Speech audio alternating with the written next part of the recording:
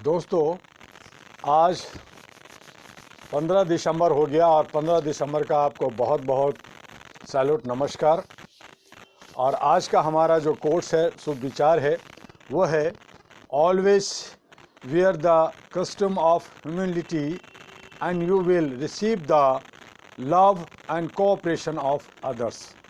और इसी विचार के साथ आपसे भ्रष्टाचार पे हमारी बात हो रही थी। तो भ्रष्टाचार पे हमने राजनीतिक पे बात किया, न्याय पे किया, आपका कार्यपालिका विधायिका के बारे में बात किया, और हमारे कुछ अन्य भ्रष्टाचार भी हैं। उसमें जो हमारे कोट्स, हमारे जो किताबों में अंकित है, वो है कि हमारे देश में अन्य तरह के भ्रष्टाचार भी संगठित रूप से देश व समाज को नुकसान पहुंचा रहे हैं। इस तरह के भ्रष्टाचार करने वाले लोगों को ऊपर से सह मिलती है। अवैध मुद्रा, हवाला कारोबार, मानव तस्करी, पशुओं की तस्करी, जाली नोट, नकली उत्पाद, अवैध कारोबार, गलत तरीके से शेयर बाजार को प्रभावित करना, अपनी आय को कम दिखाना, निर्माण कार्यों में हल्की सामग्री का प्रयोग करना इत्यादि भी भ्रष्टाचार के विभिन्न रूप हैं। इनसे भी देश व समाज में विभिन्न तरह की विसंगतियां उत्पन्न होती है। भ्रष्टाचार को जन्म देने वाली जो परिस्थितियां हैं, वह है भ्रष्टाचार एक ऐसी बीमारी है जिससे भारत ही नहीं अपितु विश्व के लगभग सभी देश परेशान हैं। भ्रष्टाचार प्रकृति द्वारा दी गई कोई बीमारी या महामारी नहीं है, यह मानव द्वारा अपने पदार्थ के लिए की जाने वाली ऐसी प्रवृत्ति है जिससे तमाम स्थापित मापदंडों का उल्लंघन होता है। इसका जनक मानव ही है। भ्रष्टाचार का जन्म क्यों होता है, इसके लिए कौन कौन सी परिस्थितियां जिम्मेदार है, इस प्रश्न का उत्तर खोजना सरल नहीं है। फिर भी यह कहा जा सकता है कि भ्रष्टाचार के लिए मानव की स्वार्थी प्रवृत्ति ही जिम्मेदार है। मानव ज्यों ज्यों विकास के पथ पर अग्रसर होता जा रहा है, त्यों तो वह कुछ नया हासिल करने की कामना में लग जाता है। हर चीज़ सिर्फ कामना करने से नहीं मिल पाती है। इसके लिए कठिन संघर्ष व सामर्थ्य, सार्थक प्रयास की ज़रूरत होती है। जब कोई चीज़ व्यक्ति को आसानी से नहीं मिलती तो इसके लिए वह स्थापित मूल्यों की अवहेलना करके उसे प्राप्त करने का प्रयास करता है या उसे प्राप्त कर लेता है। यही प्रकृति भ्रष्टाचार कहलाती है। आज के युग में लोग भौतिकवादी जीवन जीने के आदी होते जा रहे हैं। ऐसे में भौतिक सुखों के लिए व्यक्ति को अधिक धन की आवश्यकता होती है। उस धन को कमाने के लिए व्यक्ति भ्रष्टाचार की तरफ अग्रसर होता है। सीधे तौर पर यदि कहा जाए कि मानव के अंदर जब संतोष की भावना कम हो जाती है या समाप्त हो जाती है, तब वह गलत प्रवृत्तियों को अपनाने को बाध्य होता है। उदाहरण के तौर पर पड़ोस में रहने वाला व्यक्ति यदि अच्छे मकान में रहता है, अच्छी गाड़ी में चलता है, उसके अच्छे अच्छे स्कूलों में बच्चे पढ़ते हैं, वह बड़े होटलों में लंच व डिनर करता है, तो उसे देखकर उसके पड़ोसी के मन में भी वैसा ही करने की भावना प्रबल होती है। यहाँ पर मनुष्य यदि विवेक से काम ले तो वह गलत कार्य करने से बच सकता है। हमारे यहाँ भारतीय परंपरा के अनुसार संतोष को सबसे बड़ा धन माना गया है, तथा यह भी कहावत कही गई है कि तेते पाँव पसारिए जेते लंबी सौर, अर्थात जितनी लंबी चादर होती है उतना व्यक्ति को पाँव पसारना चाहिए। व्यक्ति परंपराओं और मूल्यों की अवहेलना करने की वजह से बुराइयों के मकड़जाल में फंसता जा रहा है। कुछ लोग एक दूसरे को देखकर अधिक धन कमाने की लालसा में भ्रष्टाचार जैसी बीमारियों को अंगीकार कर लेते हैं, तो कुछ लोग पाश्चात्य सभ्यता की चकाचौंध से प्रभावित होकर भौतिकवाद की तरफ तेजी से बढ़ने की लालसा की वजह से भ्रष्टाचार का सहारा लेते हैं।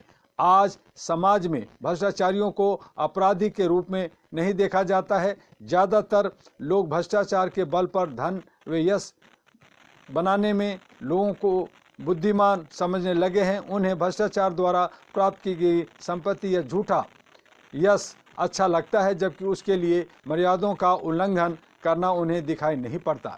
इसलिए आज भ्रष्टाचार आम बात हो गई है। चाहे किसी सरकारी दफ्तर में बाबू को घूस लेकर काम करना हो, डोनेशन देकर बच्चों का एडमिशन अच्छे स्कूलों में करवाना, ट्रांसफ़र या पोस्टिंग के लिए घूस देना हो, इन सभी मूल्यों को लोग अब सहजता से स्वीकार करने लगे हैं, क्योंकि यह रक्त में सम्मानित हो चुका है। आज के युग में बच्चा यदि ज़्यादा पढ़ा लिखा होता है, बाप कम पढ़े लिखे होते हैं और संस्कारों को मानने वाले होते हैं, तो यह बेटा ही बाप को उपदेश देता है और ताने मारता है कि आप जीवन भर कुछ कर नहीं सके। जिन परिस्थितियों में भ्रष्टाचार को बढ़ावा मिलता है उससे प्राय सभी लोग वाकिफ़ होते हैं, लेकिन व्यक्ति शॉर्टकट तरीके से अपना काम करवाने के चक्कर में उन परिस्थितियों को बढ़ावा देता रहता है।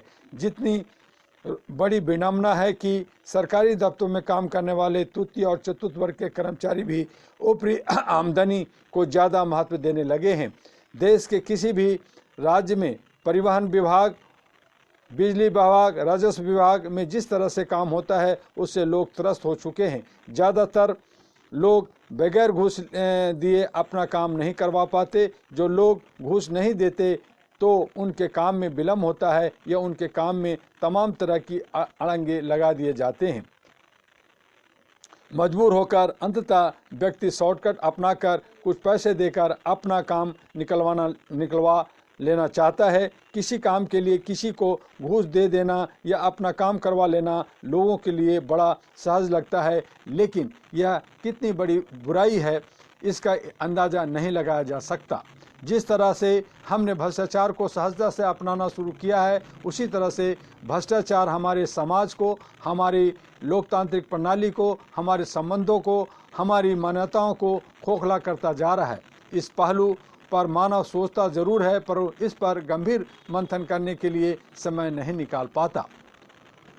इसलिए ये छोटी छोटी बुराइयां आगे चलकर उसे बड़ा अपराध करने के लिए मजबूर कर देती है। उदाहरण के लिए, आज कोई राशन कार्ड में नाम बढ़ाने के लिए घूस देता है तो कोई मतदाता कार्ड बनवाने के लिए घूस देता है। ड्राइविंग लाइसेंस बनाने के लिए घूस देना आज आम बात हो चुकी है। लोग ट्रांसफ़र के लिए घूस देने लगे हैं। नौकरी के लिए भी घूस का सहारा लेना पड़ रहा है। कई राज्यों में विभिन्न तरह की भर्तियों में घोटाले सामने आए हैं। हरियाणा में शिक्षकों की भर्ती में भ्रष्टाचार सामने आया, जिसको लेकर एक पूर्व मुख्यमंत्री को जेल जाना पड़ा। इसी तरह से अन्य कई राज्यों में भी कई तरह के घोटाले सामने आए हैं। बिहार का चर्चित चारा घोटाला कांड सबसे जहन में आज भी ताज़ा है। उत्तर प्रदेश में मनरेगा योजना में भी विभिन्न तरह के घोटाले सामने आए हैं। महाराष्ट्र में विभिन्न योजनाओं में भ्रष्टाचार की वजह से कई नेताओं के नाम सामने आए हैं। कहने का तात्पर्य यह है कि आज नक्श से सिख तक व्यक्ति भ्रष्टाचार में डूबा हुआ है। उसे अधिक पैसा, अधिक नाम कमाने के लिए कुछ भी करने में संकोच नहीं होता।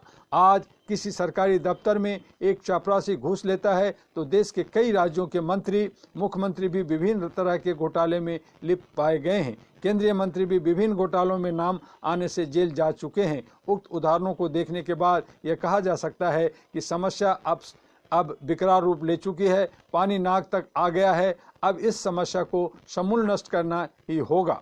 भ्रष्टाचार को समूल नष्ट करने के लिए सबसे पहले भ्रष्टाचार को जन्म देने वाली परिस्थितियों को समाप्त करने की जरूरत है। इसके लिए सिर्फ कानून बना देने से काम नहीं चलेगा। इसके लिए समाज में व्यापक चेतना जागृत करने की आवश्यकता है। और इसके साथ ही मैं विश्व में जो भ्रष्टाचार है उसके बारे में कल आपसे बात करेंगे।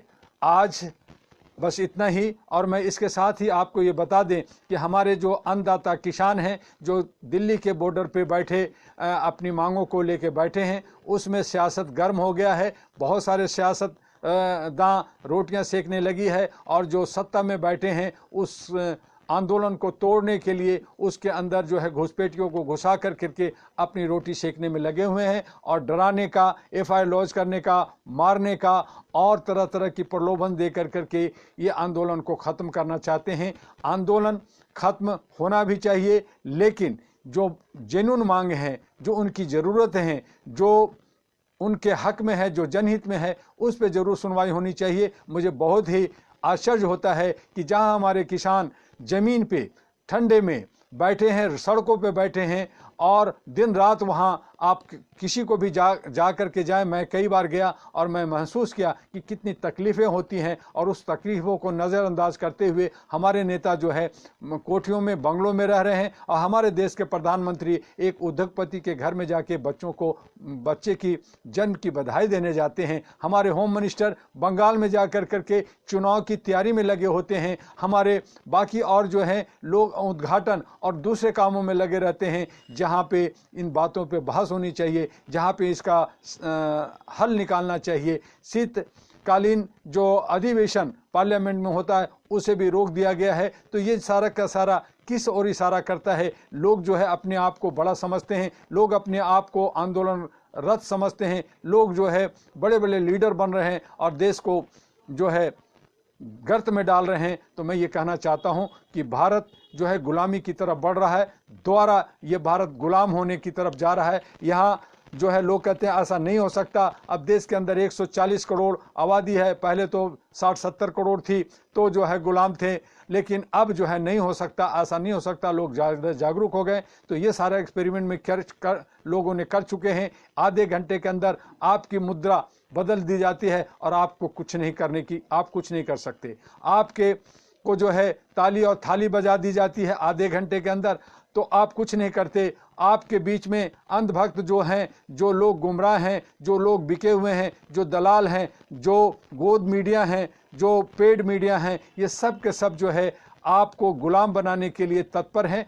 और जल्द ही ऐसा लग रहा है कि भारत फिर से गुलाम होगा, और हम सभी जिस तरह से हमारे पूर्वज लोग गुलामी में जिए, आज हमें भी, हमारे आने वाले जनरेशन भी शायद गुलामी में ही जिएगा। तो ये भारत का नक्शा है, ये भारत का ही रूप है। हम कह रहे थे बार बार कि तीसरा विश्व युद्ध का भी नक्शा पूरे विश्व में बन रहा है। एक देश दूसरे देश से लड़ रहे हैं, लगातार कई जगह लड़ाइयाँ हो रही है और उसे मीडिया कई जगह छुपा भी देती है, लेकिन कमोबेश जो है चारों तरफ आग लगी हुई है।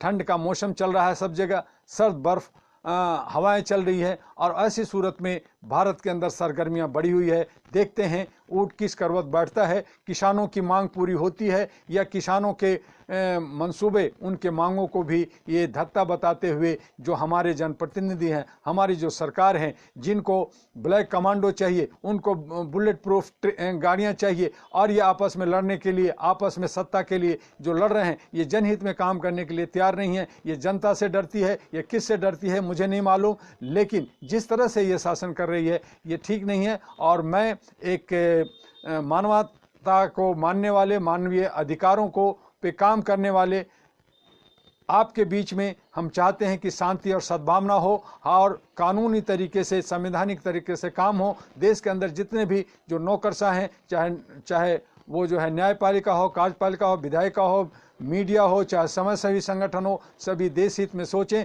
और देश हित में काम करें। अपनी स्वार्थ से परे हट कर करके देश और समाज के लिए आगे बढ़ें। मैं उनके साथ हूं। हमारे तमाम साथी जो भारत के 36 राज्यों में फैले हैं, भारत से बाहर हैं, वो सभी अमन और शांति के लिए किसानों को और नौजवानों को, हम जवानों को और महिलाओं को और वंचित दर्बित को साथ देने के लिए तत्पर हैं, आगे बढ़ रहे हैं। और इसी शब्दों के साथ कल फिर हम मिलेंगे 1 बजे। आपका डॉक्टर एम यू दुआ। जय हिंद, जय भारत।